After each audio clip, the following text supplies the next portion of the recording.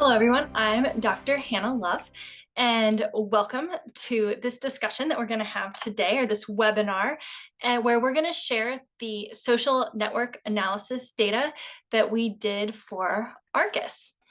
I'm part of a two-person team. I'm Dr. Hannah Love, and the other co-founder of Divergent Science LLC is Dr. Ellen Fisher. And we conducted this social network analysis. So today I'm going to really cover 6 different areas.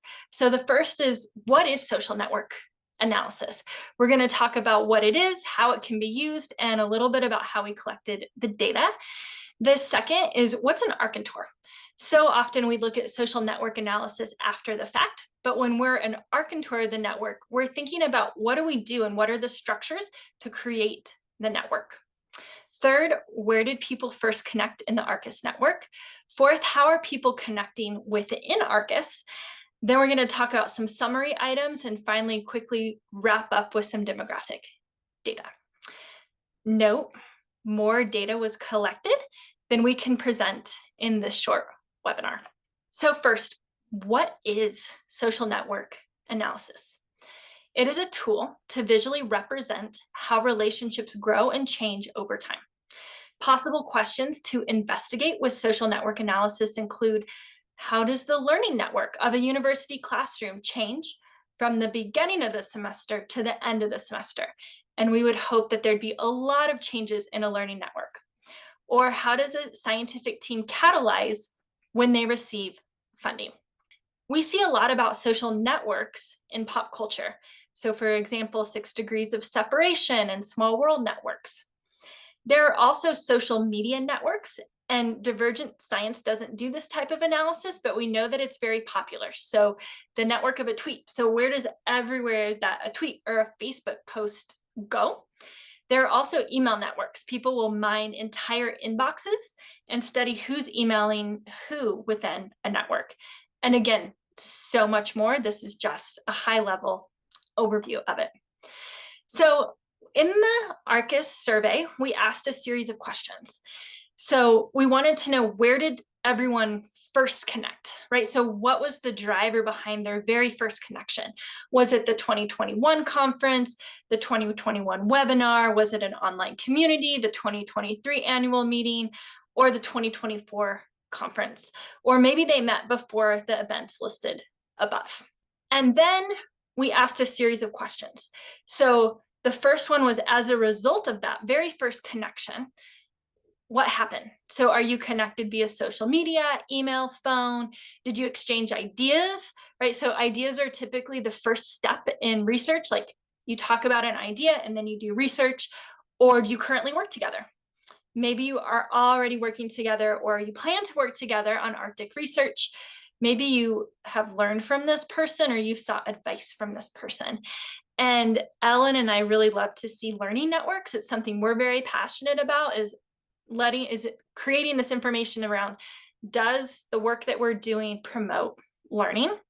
And then advice is the quintessential social network question. If you're at a social network conference, people will show network after network about, who did you go to for advice? Because it's a little bit stronger connection than just who do you know, but it's not necessarily this like deeper level of, do you trust this person? The second set of questions was, as a result of attending the conference, what happened? And we really wanted to just get information about the conference. So what type of network resulted because of the conference? So in some ways, this second question is almost a program evaluation of what happened at the conference. Again, some nuances, but that's generally what we were after. So a lot of what we do at Divergent Science is talk about, how can you use social network analysis, right? This is leading into, how are you the architect of your network? So you might want to think about social network analysis. If an RFP says you need to grow the network, or you need to demonstrate cross-disciplinary collaborations, or you need to integrate early career faculty. So for an example, on the last one, if you did a social network analysis about before a funding period started on a grant, you might see the early career faculty being on the outside. And our hope is that at the end of the grant, the early career faculty are central within the network. You might use social network analysis to demonstrate how students, early career investigators, collaborators, and participants from oppressed groups are integrated or were integrated into the network, how the network grew and changed over time, how new members are integrated into the group, or it might be an intervention, like how funding or professional development impacted a network. So we're going to show a lot of diagrams. In each of these diagrams, there are circles. They're called nodes, and each node represents a member of the team. These nodes are going to be different colors in some instances, and these represent different characteristics. And if we are showing a different characteristic based on color, there'll be a scale, kind of like this agreement scale that you're seeing on the screen. Then each diagram has edges or links connecting the nodes. So if in the survey, a person says they're connected to another, they're going to have an arrow like you see on the screen. The direction of the arrow set is signifying direction. So if I say that I'm connected to Ellen, my co-founder, the arrow will be pointed towards Ellen. If Ellen says she's also connected to me, then the arrow will be pointed back at me. Sometimes arrows have two heads, sometimes they don't. It's something to take note of as you look through these diagrams. The nodes in these diagrams are sized by what we call degree. Degree is a measure of how many people, on average, is each person connected to in the network. So if a person is connected to an average of 10 people, their node is going to be larger than someone who's connected to only 5 people. We do this so that it's easier to read the diagrams. It's not necessary, but Ellen and I think it's easier to do a quick glance at a diagram and to see where information is flowing. So I'm going to use a word called the ARCUS. So I want to define this, and I also want to define the word structure. So when I say structure, I'm referring to the overall structure of the social network. So I might ask things like, are there a lot of triads? So are there a lot of places where 3 nodes are connected? That would be a triad. Are there people in the core, in the center, and people on the periphery? These are all network structures. Then we have an ARCUS, and we've published this. It's in an article in PLOS that we published in 2023 called What's an ARCUS? And the definition is, it's a combination of 3 words. So architect, instructor, and facilitator. And it's the ability of a facilitator or instructor to change the shape of a network by creating team expectations. So we might have an expectation that there are small groups within a network. We hope to see that in the network structure. We might have an expectation that there's a core group working very closely together, and then they're sharing information with people on the outside of the network. And that would be an expectation of a core periphery network. We make decisions every day that determine the structure of our networks, but we don't always think of networks in this capacity. So we're going to talk in this presentation about decisions that maybe we've made or could make in the future that will influence our networks. I think I've covered most of this in the last slide. The citation is in the lower right if you want to look up and read more. So again, I want to just give some high-level information about what we know about networks. So we might think of a non-team, and this is a team that isn't formed yet, or a team that's just getting started. This is also sometimes what we see in a failed team. So a team that just never came together to be a team. And these nodes are disconnected. There are not very many connections to them. And in fact, the majority of the nodes on this team are in fact isolates, which means they're not connected to a network at all. The next one is a new team. In new teams, we typically see some type of cluster or core in the middle, and then we see these arms going out. And we informally call this the dinosaur network, because if you think about it, it looks a little like a dinosaur. And we know that a lot of networks start because you're invited by someone you know. So you might think of this network as a friend of a friend of a friend of a friend of a friend was asked to join this network. And that's very common in new teams. With more established teams, those dinosaur wings or arms will get wrapped in. And sometimes you can even see that progression over time, depending on when you're able to collect the data. So we call these aspirational structures. We often think that teams are like, this is what our network's going to look like right off the bat, but that's not really true. So we have large teams and small teams. Again, aspirational large teams and aspirational small teams. Large teams take years to develop. They have a broad reach, they're relatively rare, and they require longitudinal investment. So I've only seen a few large teams look like this in the 10 years that I've been doing this, and most of them had multi-million-dollar repeat NSF grants. Again, this is not what typical teams look like. This is aspirational. We see more small teams. It makes sense. It's logical. It's easier to get a small team to connect and to meet up and to coordinate. Small teams are great to dive deep into topics, to pilot ideas or products, to provide scenario training. They thrive under distributed leadership models. They also require onboarding to introduce people to the team, and they require exit strategies because in a small team, if you lose somebody, you're going to notice. I've already hinted at these, but we're going to see in these diagrams, and these are much more common structures that we see, are core periphery and team of teams. In a core periphery, the core is active in everyday activities, and periphery members are called upon for their specific expertise. And this is also a great mechanism when you have people who don't have much time, or maybe their subject matter expertise is only needed for a small portion of the grant. They don't need to be involved in every single activity and every single decision. You can call on them when they're needed. We also see a lot of teams, especially on larger teams who are aspiring to be that large team structure that we just saw. So in teams of teams, we end up with clusters who are connected to the other clusters. This works great if you have a series of small teams you're trying to connect, if the teams report to a common person, center, entity, or another team, if you need to brainstorm, or if you need to go work on a small part of the project and then bring it back. And it's also good to start to scale up production. Again, there's a time and a place for each kind of network. And we typically find that teams are going to look different and have different structures throughout their development process. But these are common structures that we see in social network analysis as we are collecting data. So now that we've had this overview of social network analysis, talked about what you're going to see, types of networks, let's get to the fun part and let's talk about where did you first connect? We asked this because we wanted to know more about the data and where people were meeting.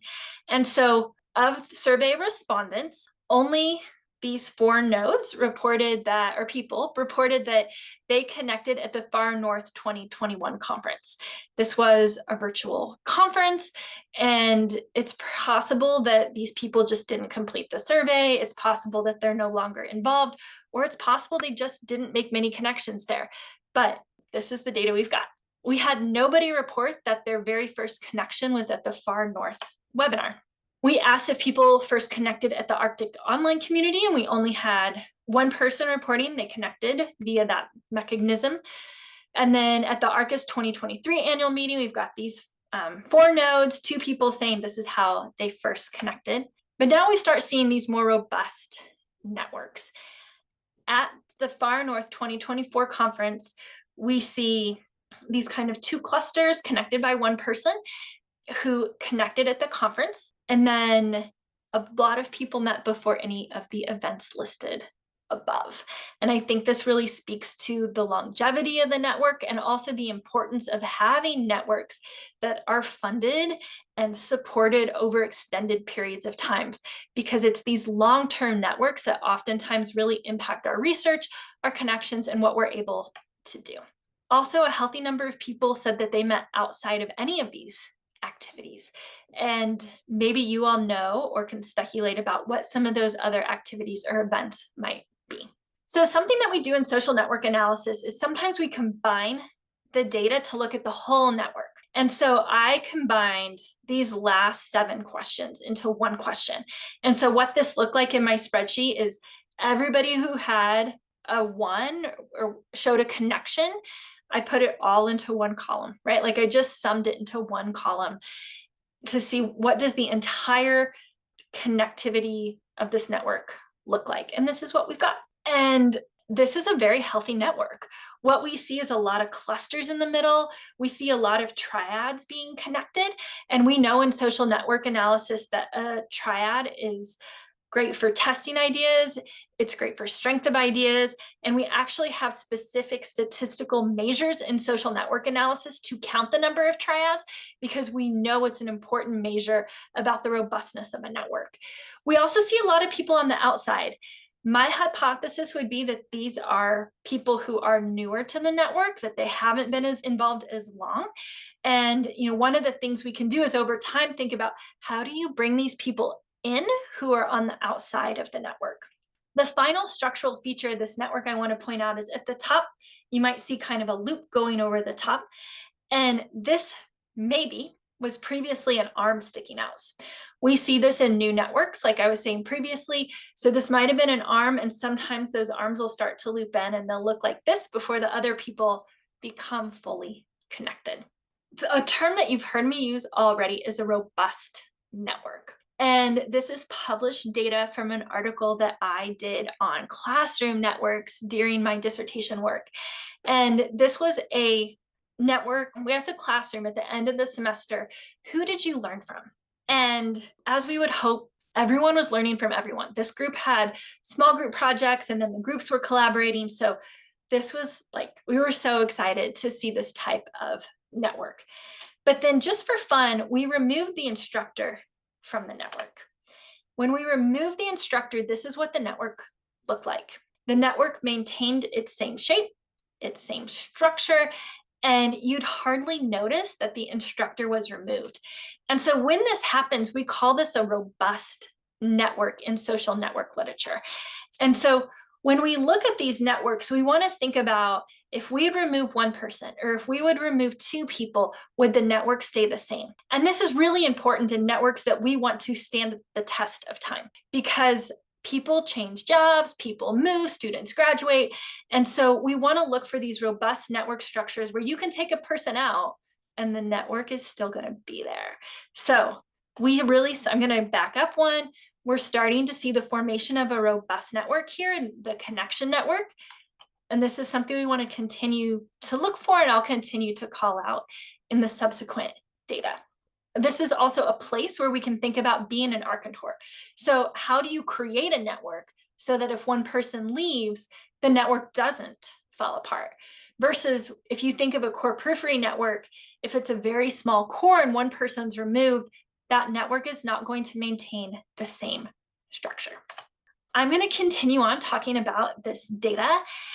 If you recall, when I was sharing the network questions, we also asked about how people were connected.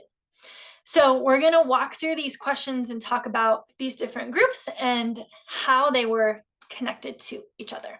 As a result of your very first connection, are you connected via social media, email, phone, etc.? In some instances, which I would hope in this instance, we might even call this a communication network, but we wanted to be specific in this question. So who could you call, right? Like who could you email? Who could you send a message on social media and they would write back? So as a result of everyone's first connection, this is who is connected in what I'm calling a communication network. So we see some triads here. We see some early connections of people are connected of like a friend of a friend. And then we see at the bottom, one person who's just connected to one other person as a result of their first connection. And that's okay. Hopefully they can become part of this larger network later on. So then as a result of the 2024 conference, this is where it gets really interesting. And we see a lot of people developed connections as a result of the conference. So some of these people are connected to a lot of people, and in the survey they marked like, yeah, I'm connected to all these people. Some are just connected to one other person. And then we see these interesting loops and these interesting arms going out, which we typically hypothesize as being early connections. So who has exchanged ideas regarding Arctic research? So just as a reminder, we typically see exchanging ideas as a precursor to working together. So as a result of everyone's first connection, we can see this network of who's exchanged ideas. And what's interesting about this network is there are a few key connectors. So there are a few key people in this network who are really bringing everyone together and creating these connections. And if we lose one of these connectors, this network would likely fall apart. We might end up with more clusters. We might end up with people who are disconnected. So that's something to keep in mind. As a result of this conference, we see two people who exchanged a lot of ideas, and they really stand out in this network. They stand out much more than the people that they noted on the survey. We also see that they're exchanging ideas with each other. And so, we never know, but we would hope that in the future that these people have something really great that they've been talking about, and this might blossom into something wonderful. So who's actually working together, or who is planning on collaborating? Again, as of the first connection, we see these 1, 2, 3, 4, 5 clusters of people. And this is as to be expected, that these clusters might not be connected, they might be a little bit disjointed, and because it takes longer and it takes more time for an idea to develop into something working. And so people who have known each other for a long time, they've had more time for this to happen, versus as a result of the 2024 conference, this just happened. So it's possible they're already working together, or they have new connections, and we hope to see work from them in the future. Again, this is Ellen and my favorite question. It's about learning. So as a result of your first connection, who are you learning from? This is a fabulous network. I was so excited when I saw this, because learning is really the precursor to so much that we're doing in science and that we want to be doing as a scientific community. So we see lots of triads. We see lots of arms coming out to signify we might have new relationships. We see a lot of people who are really bridging different clusters and different parts of this network to say, we're learning from all these different people. And again, these first connections might have happened some time ago, so they've had time for this network to develop. But we also saw a lot of learning as a result of the 2024 conference. One of the things I want to draw your eyes to in this one is all the triadic closure that we have, especially kind of weaving its way through the center of this network. We're also starting to see a handful of reciprocal ties. So people who said, I learned from you and you learned from me. I could go on and on about reciprocal ties. We don't always see them in scientific networks at the frequency we probably should.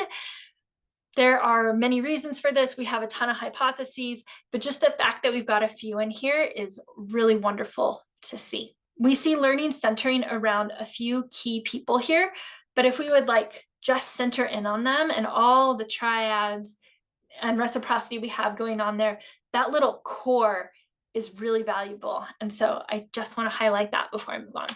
And then the quintessential social network question, advice. So as a result of the first connection, who would you go to for advice? So we see kind of a cluster in the middle. We've got arms, we've got some triads. And so we're seeing this deeper level of interaction occurring where people have people that they'd go to for advice.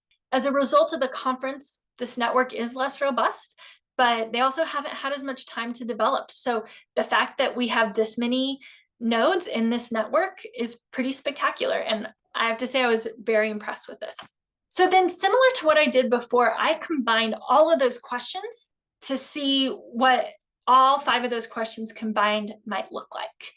And these aren't weighted. So if you're connected to somebody, you're connected to them once. Here, I didn't weight them. We could have weighted them. It's something we could do as a deeper investigation, but we're trying to keep this simple for this webinar and within a time limit. So as a result of your first connection, again, all 5 of these combined, we see a lot more connections. If we think of this as an entire network, we see arms coming out. We see kind of like a core and periphery. If you use your imagination a little bit, we see lots of triads, and we see a few people in the center who marked a lot of people on the survey. And so, yes, there are some people on the outside, but this is a pretty robust network. And then as a result of the conference, even though this just happened, we see similarly a lot of people in the center with connections coming out. We see a lot of triads, and we see a lot of new connections. So to me, this is incredibly hopeful for the future. We see a lot of growth and development. And so hopefully these are robust networks that can stand the test of time. So when we think about being an Arcantor, and to just offer a few summarizing points here, members of the network are learning from each other, they're sharing advice, they're conducting research and sharing ideas. And there are always more opportunities to connect people and be intentional about those connections. As I start to wrap up here, I want to share just a few summary items. And for these, we've overlaid some different colors on here. So the first one is I've been involved with the ARCUS and/or ARCUS-related activities for how many years? If it's no response or no years, it's going to be either white, 1 year is a lighter blue, and then we fade into a darker blue. So my intention with this color scale is you can look at it really quick to see shades. And what's fabulous about looking at this first connection one is that, yeah, there are dark nodes in the center, but there are also lighter nodes that are being brought in. And a lot of the no response or the lighter nodes are on the outside, which really shows that there's opportunities to bring these people deeper into the network with time. It also just demonstrates, again, the importance of time in networks. So often our funding structures are not centered around the idea of, oh, you've got all this time to build and develop the network, but we know networks take time to develop. And then as a result of the 2024 conference, we see, again, very clearly that people who have been involved longer were really making a lot of connections.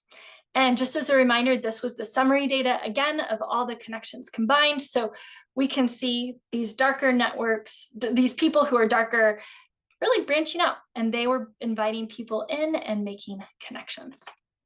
Now we want to talk about who was involved from the United States and not the United States. In the attribute list I was sent, there were lots of countries, and it was going to be hard to code it. And I thought, well, let's just make it simple and look at United States and not the United States. So again, these are the previous 5 questions combined. It's the same networks that we saw previously. I'm just going to backtrack here just so you can see. Same pictures, just different colors. And we can see that people from the United States were very center. People not from the United States were more external to this network or more on the periphery. And this also just presents an opportunity to invite or create programs or do things to bring people who are not from the United States into the network. Next, how many of the following events did you participate in? So these are the events. We've talked about these a few times already. And then this scale is the same. So if you've been involved in more events, it's a darker color. Fewer events are a lighter color. And again, these are our summary items. So we can see that there's some variation in who's been involved in more events. More events didn't necessarily equal more central in the network compared to when we think of the number of years being involved in the network really impacted the darker coloring on the networks. So again, some summary items from this little section. People who have been in the network longer are more central in the network. There are opportunities to include people outside of the United States, and people who have attended more events and been involved longer are definitely more central in the networks. So now I'm going to wrap up just to share a few share some demographic information. There were 132 people who received a survey link. 74 people started the survey, which was equivalent to opening the link, which was 56%. 58 members did not respond at all, which was 44%. These are overall for who I've been involved in ARCUS and/or ARCUS-related activities. The N was 46.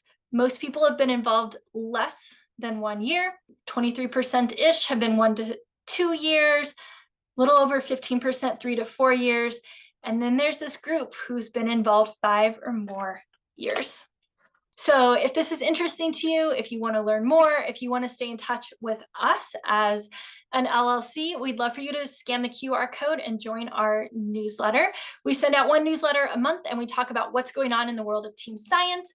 Sometimes it involves social network analysis. Sometimes it's team science trainings, events, workshops, conferences, etc. So thank you so much for listening to this webinar today, and please stay in touch.